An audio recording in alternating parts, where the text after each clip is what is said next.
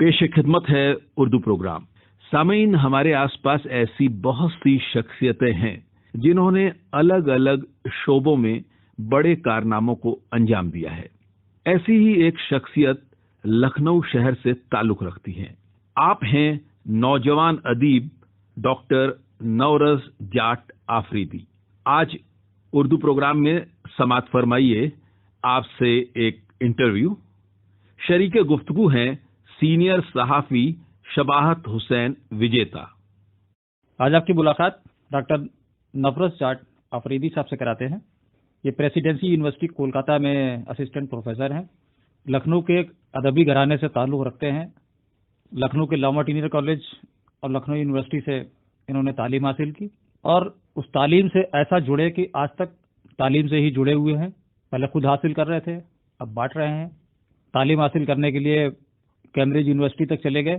نورز صاحب ہسٹری کے پروفیسر ہیں اور ہسٹری کو بہت رٹنے والا سبجیکٹ مانا جاتا ہے.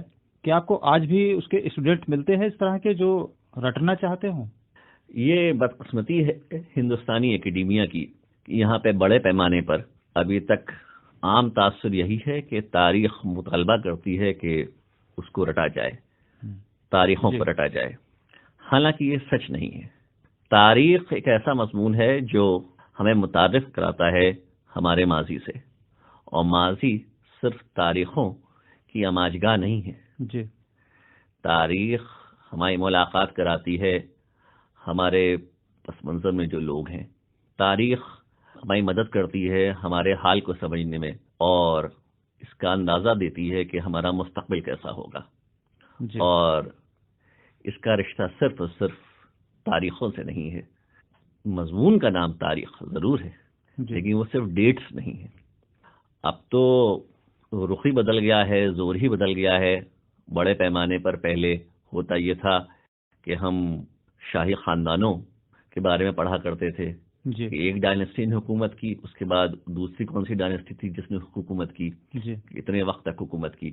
لیکن آج ہمارے لیے یہ بات زیادہ اہمیت اختیار کر گئی ہے کہ دور کوئی بھی رہا ہو، اس میں ایک عام آدمی کیسے اپنی زندگی گزار رہا تھا، اس کن مشکلات کا سامنا کر رہا تھا، اور اس کے لیے خوشی اور مسرت کے ذرائع کیا تھے. جی جی جی.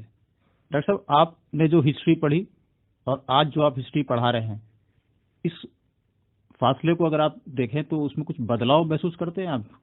بے پناہ بہت ہی واضح فرق محسوس کرتا ہوں. میں اس کو بڑی خوش قسمتی جانتا ہوں کہ مجھے ایک بہت ہی تاریخی ادارے کی خدمت کرنے کا موقع ملا ہے، پریسیڈنسی یونیورسٹی. پریسیڈنسی یونیورسٹی ایک 200 سال پرانا ادارہ ہے جو 1817 میں قائم ہوا تھا ہندو کالج کے نام سے.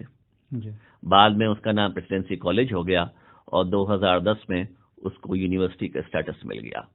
میں اس لیے بے پناہ شکر گزار ہوں پریسیڈنسی یونیورسٹی کا، کیونکہ اس عظیم انسٹیٹیوشن نے مجھے ان کورسز کو لانچ کرنے کی اجازت دی جس کی اجازت میں نہیں سمجھتا کہ اتنی آسانی سے شاید کسی اور ادارے میں مل پاتی.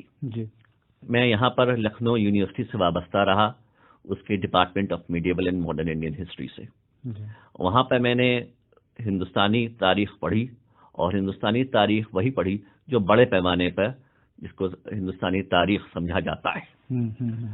لیکن پریسیڈنسی یونیورسٹی نے مجھے یوں آزادی دی کہ میں نے وہاں پر 2 نئے کورسز انٹروڈیوس کیے ایم اے کے لیول پہ، اور 2 نئے کورسز انٹروڈیوس کیے بی اے کے لیول پہ.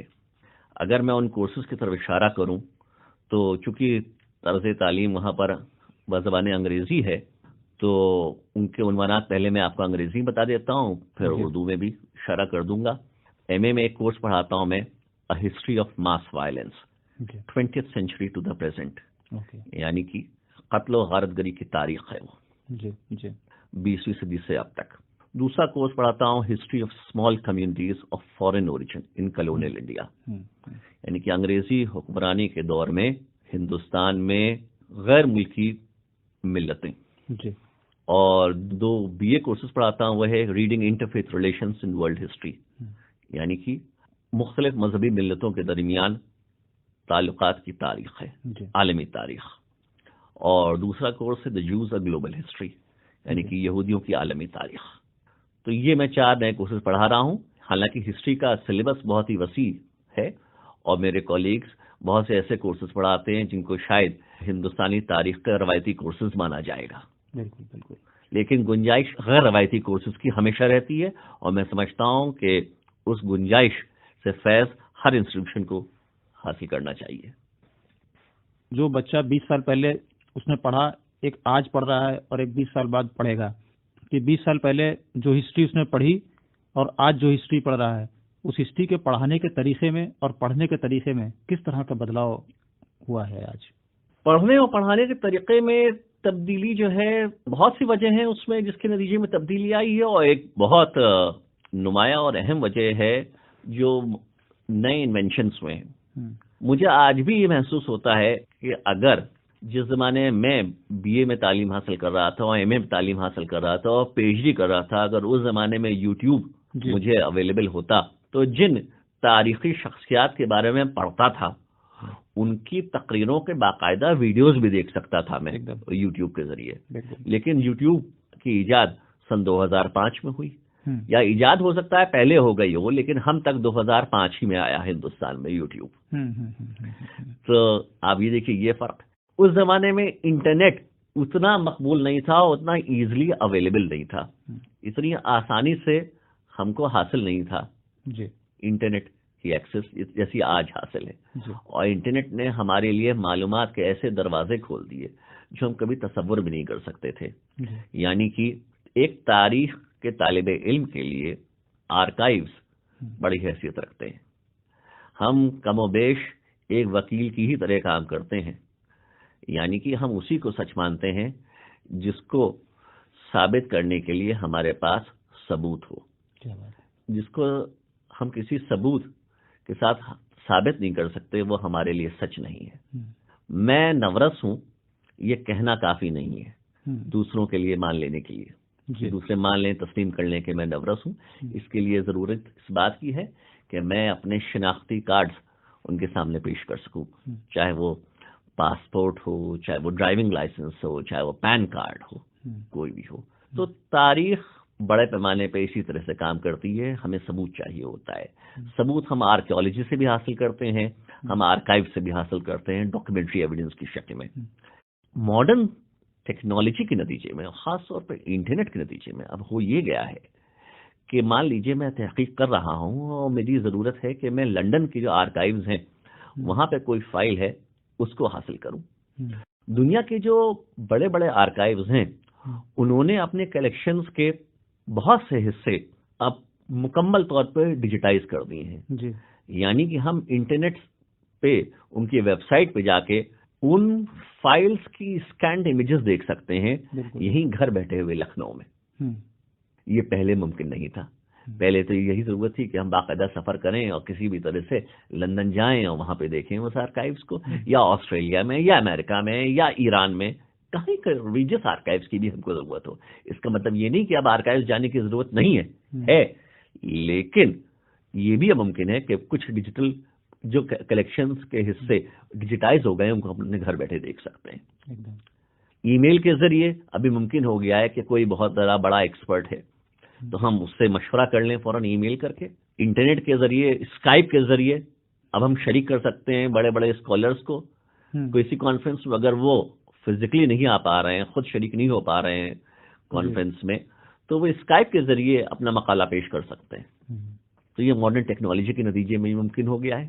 ڈاکٹر صاحب، پی ایچ ڈی کے لیے آپ نے جو سبجیکٹ چنا تھا وہ آج بھی یوٹیوب پر، اور جو آپ نے بتایا کہ انٹرنیٹ پر چیزیں موجود ہیں، اس میں آج بھی اتنا نہیں ملتا. اس پر آپ نے اسرائیل کے بارے میں، یہودیوں کے بارے میں پڑھنے کے لیے آپ نے ریسرچ کی، تو کیا وجہ تھی؟ آپ نے کیوں اتنے مشکل سبجیکٹ کو چنا؟ میں خاندانی اعتبار سے بہت ہی ملے جلے پس منظر سے نکل کے آیا ہوں، مذہبی اعتبار سے اور تہذیبی اعتبار سے. میری ماں کا ننیحال سکھ ہے، ان کا ددیحال ہندو، میرا ددیحال مسلمان. میں نے تعلیم حاصل کی ایک عیسائی ادارے میں. میں نے اپنے گھر ہمیشہ مختلف مذہبی ملتوں کے افراد کو آتے جاتے دیکھا، ان کی صحبتیں مجھے حاصل رہیں. اس ملے جلے پس منظر کے نتیجے میں مجھے خود بخود دلچسپی پیدا ہو گئی چھوٹی مذہبی ملتوں میں جی جو آبادی کے لحاظ سے مضبوط ہیں جو ملتیں، ان کے افراد سے تو میری روزمرہ کی زندگی میں ملاقات ہو رہی تھی، لیکن ایک ایسی مذہبی ملت تھی جس کا ذکر تو میں بہت سنتا تھا لیکن اس کے کسی فرد سے کبھی ملاقات نہیں ہوئی تھی، اور وہ تھی یہودی ملت. تو اس کے تعلق سے بے پناہ تجسس تھا اور دلچسپی گہری ہوتی گئی وقت کے ساتھ ساتھ. ایک وجہ تو یہ تھی. دوسری وجہ ذرا ذاتی تھی اس معنی میں کیونکہ میرا دادیحال پٹھانوں کے آفریدی قبیلے سے متعلق ہے، اور پٹھانوں کے کچھ قبیلوں میں یہ روایت ہے کہ ان کا شجرہ اسرائیل کے گم شدہ قبیلوں سے جڑتا ہے. حالانکہ اس کی سمجھ اب کم ہوتی جا رہی ہے بہت بڑے پیمانے پہ، خاص طور پہ ان پٹھانوں میں جو کہ ہندوستان میں آباد ہیں. تو یہ ایک ذاتی وجہ رہی. یہ دو فیکٹرز تھے جنہوں نے میری دلچسپی جگائی یہودی تاریخ میں، اور پھر میں نے اسی کو اپنی ڈاکٹرل ریسرچ کے موضوع کے طور پہ لیا، اور میری پی ایچ ڈی تھیسس کا موضوع تھا ہندوستانی یہودی اور ہندوستان میں اسرائیل کے گم شدہ قبیلے. اس کے تحت میں نے ہندوستان میں بسنے والی 3 یہودی ملتوں کی اسٹڈی کی، اور اس کے علاوہ ان گروپس کی بھی اسٹڈی کی جن کے یہاں یہ روایت ہے کہ ان کا قدیم پس منظر یہودی ہے، حالانکہ وہ خود عقیدے سے یہودی نہیں. ان کی تعداد بہت کم ہے ہندوستان میں. جی ہاں، بے شک. یہودی ہندوستان کی سب سے چھوٹی مذہبی اقلیت ہے اپنی تعداد کے لحاظ سے. ہندوستان کی آبادی 1 ارب 20 کروڑ سے زیادہ ہے، اور 1 ارب 20 کروڑ سے زیادہ آبادی والے ملک میں یہودیوں کی تعداد بمشکل 5000 ہے.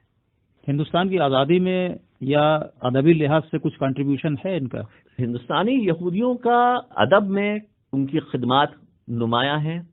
بلکہ سچ تو یہ ہے کہ جس شخص کو ہندوستانی جدید انگریزی شاعری کا باپ مانا جائے گا، فادر مانا جائے گا، والد مانا جائے گا، وہ ہیں پروفیسر نیسم ایزکیل، جو کہ ممبئی یونیورسٹی میں انگریزی ادب پڑھاتے تھے. ان کو تسلیم کیا جاتا ہے father of modern English poetry. اس کے علاوہ ایک بہت مشہور ڈرامہ نویس ہوئے جنہوں نے ہندوستان کی پہلی آواز والی فلم، پہلی ٹاکی عالم آرا کا اسکرین پلے لکھا تھا. وہ تھے جوسف ڈیوڈ پینکر. ان کے سوا ایک ہندوستان کی بہت ہی مشہور یہودی ناولسٹ ہیں جو بزبان انگریزی لکھتی ہیں، ان کا نام ہے ایسٹر ڈیوڈ. یائل سلیمن بھی لکھتی ہیں. اور ہندوستان میں 3 یہودی ملتیں رہی ہیں، بنی اسرائیل، بغدادی اور کوچنی. ایسٹر ڈیوڈ بنی اسرائیل ملت سے تعلق رکھتی ہیں اور یائل سلیمن بغدادی ملت سے. یہ تو ان کے ادب میں ان کی خدمات رہیں. اور اگر ہم تہذیبی اعتبار سے دیکھیں بڑے پیمانے پہ ان کی کیا خدمات رہیں، تو ایک بات جس کو میں نہایت ضروری سمجھتا ہوں جس کی طرف اشارہ کرنا، وہ ہے ہندوستانی یہودیوں کی خدمات سنیما میں. جس زمانے میں طوائفیں تک انکار کر دیا کرتی تھیں اداکاری کرنے سے، ہم سب کو معلوم ہے کہ جب دادا صاحب پھالکے نے اپنی پہلی فلم بنائی تو فیمیل کیریکٹرز پلے کرنے کے لیے ان کو کوئی نہیں ملا. انہوں نے ایک لڑکے کو راضی کیا جو کہ فیمیل کردار ادا کرے. اس زمانے میں وہ بہادر خواتین جنہوں نے ہمت کی فلموں میں اداکاری کرنے کی، وہ بغدادی یہودی ملت سے تعلق رکھتی تھیں. اس کی وجہ یہ ہے کہ بغدادی یہودی ہندوستان میں آئے پوری طرح سے عربی تہذیب میں رچے بسے ہوئے، لیکن وہ ہندوستان میں بسے تھے 1790 سے 1830 کی دہائیوں کے درمیان جب انگریزوں کی حکومت تھی، اور انہوں نے اپنے آپ کو اس زمانے میں پوری طرح سے انگریزی تہذیب میں رچ لیا اور اسی میں ڈھال لیا اپنے آپ کو. وہ جس طرح سے دنیا کو دیکھتے تھے، زندگی کی طرف ان کی اپروچ، ان کا نقطہ نظر بالکل تبدیل ہو گیا. تو وہ تکلفات ان خواتین کے پاس نہیں تھے جو تکلفات باقی ہندوستانی خواتین کے پاس تھے، جس میں کہ وہ 2 یہودی ملتیں بھی شامل ہیں جو بغدادی یہودیوں سے پہلے سے ہندوستان میں رہ رہی تھیں. تو ان کی خواتین نے بھی ہندوستانی فلموں میں اداکاری کرنا پسند نہیں کیا، لیکن وہ بغدادی یہودی ملت کی عورتوں نے کی اداکاری. یہی وجہ ہے کہ ہماری سب سے پرانی فیمیل اسٹارز سب یہودی تھیں، جن میں کی نمایاں نام ہے سلوچنا، پرملا. سلوچنا کا اصل نام روبی مائرز تھا، پرملا کا اصل نام ایسٹر وکٹوریا ابراہم تھا، وہ پہلی مس انڈیا بھی تھیں. 1947 میں وہ مس انڈیا بنی تھی. لیکن یہ عورتیں اپنے فلم کریئرز کو برقرار نہ رکھ پائیں جب فلموں میں آواز آئی، ٹاکیز بننا شروع ہوئی، کیونکہ انہوں نے کسی ہندوستانی زبان میں مہارت حاصل نہیں کری تھی. انہوں نے انگریزی کو اپنی زبان بنایا تھا تو انگریزی ہی ان کی بول چال کی زبان بن گئی تھی. تو جب مطالبہ یہ ہوا کہ یہ کسی بھی ہندوستانی زبان میں مکالمے ادا کریں تو اس میں انگریزی لہجہ اڑچن بنتا تھا، جس کی وجہ سے ان کے فلم کریئرز ایک دم سے ختم ہو گئے اور پھر یہ اپنے کریئرز کو برقرار نہ رکھ پائیں. ڈاکٹر صاحب، آپ نے یہودیوں کی 3 ملتوں کا ذکر کیا تھا، تو ان ملتوں کے بارے میں تھوڑا سا بتائیے کہ کہاں کہاں ہیں اور کس کس طرح سے وہ لوگ زندگی بسر کر رہے ہیں. جب ہم ہندوستانی یہودی کہتے ہیں تو اکثر لوگوں کے پاس یہ تاثر جاتا ہے کہ وہ صرف ایک ملت ہے، لیکن سچ یہ ہے کہ ہندوستانی یہودیوں کی نمائندگی 3 ملتیں کرتی ہیں. اور اس کے علاوہ ایسے 3 گروپس بھی ہیں جن کے اندر یہودیت پیدا ہوئی ہے حال میں 20ویں صدی میں اور 21ویں صدی کا جو وقت گزرا ہے اس میں. تو میں بہت ہی اختصار میں اگر اشارہ کروں تو یہ ہے کہ 80% ہندوستانی یہودی بنی اسرائیل ملت سے تعلق رکھتے ہیں، جس کا تلفظ ہم اردو، عربی اور فارسی میں بنی اسرائیل کرتے ہیں. عبرانی زبان جو کہ یہودیوں کی زبان ہے اس میں تلفظ ہے بنی اسرائیل. یہ مہاراشٹر کے ساحلی علاقے میں بستے ہیں، کونکڑ کی پٹی میں. دوسری ملت ہے کوچنی جو کہ کیرل میں بستی ہے. اس کے اب صرف 6 افراد بچے ہیں کوچین میں، 6 کنبے بھی نہیں، 6 افراد. اور تیسری ملت ہے بغدادی یہودی. یہ کاروباری یہودی تھے اور یہ آئے تو مختلف عرب ممالک سے، لیکن عوامی زبان میں ان سب کو بغدادی کہا گیا ہے ہندوستان میں. اور ان کے بنیادی مرکز بنے ہندوستان میں کولکتہ اور ممبئی.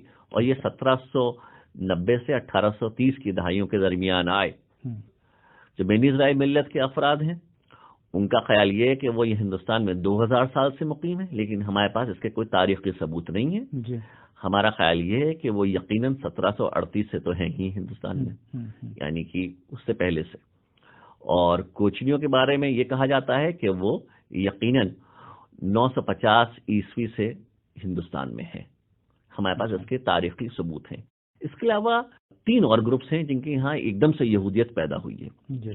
تینوں گروپس یہودیت ماننے سے پہلے عیسائی تھے. میں بات کر رہا ہوں بینی مناشے کی منی پور اور میزورام میں، بینی افرائم کی ضلع گنٹور آندھرا پردیش میں، اور چیٹیارس کی ضلع ایروڈے تمل ناڈو میں. اور وہاں پہ یہودیت کیسے پیدا ہوئی یہ ایک وسیع موضوع ہے، اس پہ پھر کبھی بات کی جائے گی. چونکہ ہم یہودیوں کی آبادی ختم ہونے کی بات کر رہے ہیں تو یہ بتانا بھی ضروری ہے کہ آبادی کیوں کم ہو گئی. ہندوستان میں یہودیوں کی آبادی اپنے عروج پہ پہنچی اسرائیل جب ایک مملکت کے طور پہ وجود میں آیا. تقریباً اسی وقت ہندوستان میں یہودیوں کی آبادی اپنے عروج پہ تھی اور اس وقت یہودیوں کی آبادی ہندوستان میں 30,000 تھی. لیکن پھر بہت بڑے پیمانے پر یہودی اسرائیل ہجرت کر گئے. اس وجہ سے نہیں کہ ان کے ساتھ یہاں پہ برا سلوک ہوا، بلکہ ان کا اسرائیل سے ایک جذباتی تعلق تھا مذہبی وجوہات کی وجہ سے. اور مغربی دنیا کی طرف بھی چلے گئے، خاص طور پر بغدادی یہودی، کیونکہ وہ اپنے آپ کو انگریزی تہذیب میں ڈھال چکے تھے.